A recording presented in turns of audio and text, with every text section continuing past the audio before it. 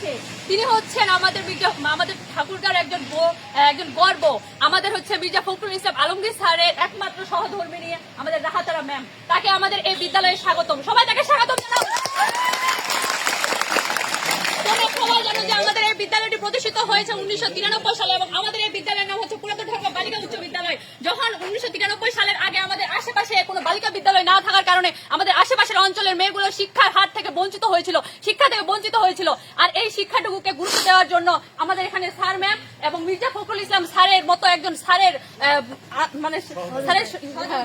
সহযোগিতায় আমরা এই বিদ্যালয়টি প্রতিষ্ঠিত করতে পেরেছি। আর এই প্রতিষ্ঠানটি প্রতিষ্ঠিত হওয়ার পর থেকে এই বিদ্যালয় থেকে অনেক সুন্দর সুন্দর রেজাল্ট হয়। এখন এই বিদ্যালয়টি ঠাকুরের একটা টপ বিদ্যালয়ের মধ্যে অবস্থান করছে। আমরা যারা এখন এখানে আছি আমরা এখানে খুব সুবিধা বোধ করতেছি, কারণ আমরা যখন হচ্ছে অন্য স্কুলে পড়তে যেতাম তখন হচ্ছে ওখানে ছেলে মেয়ে সবাই একত্রে থাকতো, বাবা মা গুলো সেখানে আস্থা পেত না। কিন্তু এই বালিকা বিদ্যালয় প্রতিষ্ঠিত হওয়ার পর থেকে আমার মা আমাকে বলেছে তুমি বালিকা বিদ্যালয়ে থাকো, কারণ তোমার এখানে তুমি এখন সেফটি থাকবে। কেননা এখানে আমাদের প্রধান শিক্ষক মোহাম্মদ রমজান আলী স্যার, তিনি আমাদেরকে যতটা গুরুত্ব সহকারে লালন পালন করেছেন তার মতো কেউ আমাদেরকে গুরুত্ব সহকারে লালন পালন করতে পারেনি। আমাদের আদর্শ হচ্ছে আমাদের জনের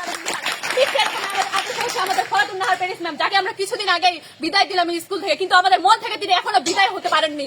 তার সম্পর্কে আমরা যথেষ্ট জ্ঞান ধারণা পেয়েছি এবং তারই হাজব্যান্ড আমি ইউনুস স্যার, হ্যাঁ চেয়ারম্যান, আমরা শুধু তার নাম শুনেছি, তাকেও আমরা দেখিনি। ফার্স্ট টাইম তাকেও আমাদের দেখা হলো, তার জন্য একটা আমরা শুনেছি যে হচ্ছে আমাদের ঠাকুরগাঁও অঞ্চলের সকল মানুষ চায় যে আমাদের এই ফরাতুন নাহার প্যারিস ম্যামকে মহিলা এমপি হিসেবে। তো তোমরা কি যাও ফরাতুন নাহার প্যারিস ম্যামকে এমপি বানান?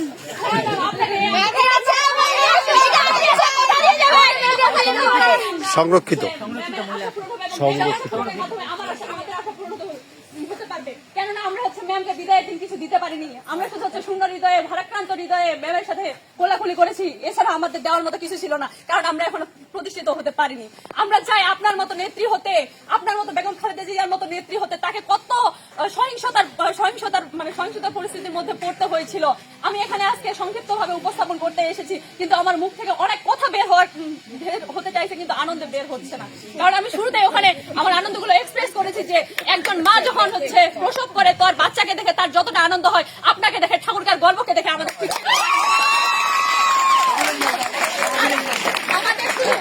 হচ্ছে আরেকটা আশা ছিল যে আমরা মির্জা ফখরুল ইসলাম আলমগীর স্যারকে শুধু টিভিতে না, ফোনে না, আমরা সরাসরি দেখতে চাই। আমরা তার আদর্শকে অনুসরণ করেছি। আমরা আমাদের বিদ্যালয়ের ওইখানটায়, এখন আমাদের বিদ্যালয়ের ওইখানটায় লেখা আছে মির্জা ফখরুল ইসলাম আলমগীর স্যার আমাদের স্কুলটাতে প্রতিষ্ঠাতে যে সহযোগিতা করেছিল, সেটা এখনো ওই নামটা ওখানে লিখিত রয়েছে।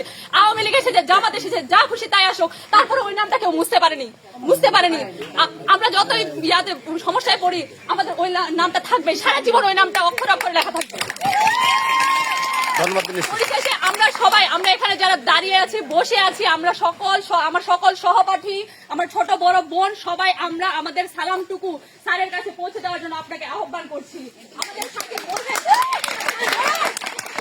দেখা করে, যাতে আমাদের সাথে একটা বার আসে দেখা করে। আমরা তাকে দেখার জন্য খুব আগ্রহী, আপনাকে দেখার জন্য যেমন আগ্রহী। আমরা ম্যামকে দেখেছি, স্যারকে দেখেছি, স্যারকে দেখে আমরা আজকে খুব খুশি। ঠিক তেমনই আপনাকে দেখছি, আপনাকে দেখে আজকে আনন্দিত হয়েছি। ওই স্যারকে দেখার জন্য আমরা খুব আনন্দিত, গর্ববোধ করছি।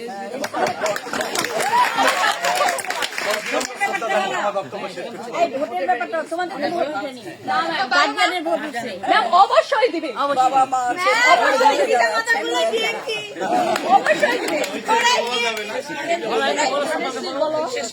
না না ধন্যবাদ এবং ম্যামকে আমাদের বিনম্র শ্রদ্ধা জানাতে বলছি। আমাদের হচ্ছে ঠাকুরগাঁওর কৃতি সন্তান, গর্বিত একজন সন্তান, আমাদের গর্বিত স্যার, যাকে আমরা এক নামে সবাই স্যার হিসেবে চিনি। কেউ এই সম্মান পদবী মর্যাদাটা স্যার বলে পাইনি। হচ্ছে শেখ হাসিনা, তাকেও আমরা শেখ হাসিনা নাম ধরে ডাকতাম। বঙ্গবন্ধু শেখ মুজিবুর রহমান, তাকেও আমরা ওইটা বলে ডাকতাম। কিন্তু আমরা একমাত্র মির্জা ফখরুল ইসলাম স্যারকে স্যার বলে ডাকি।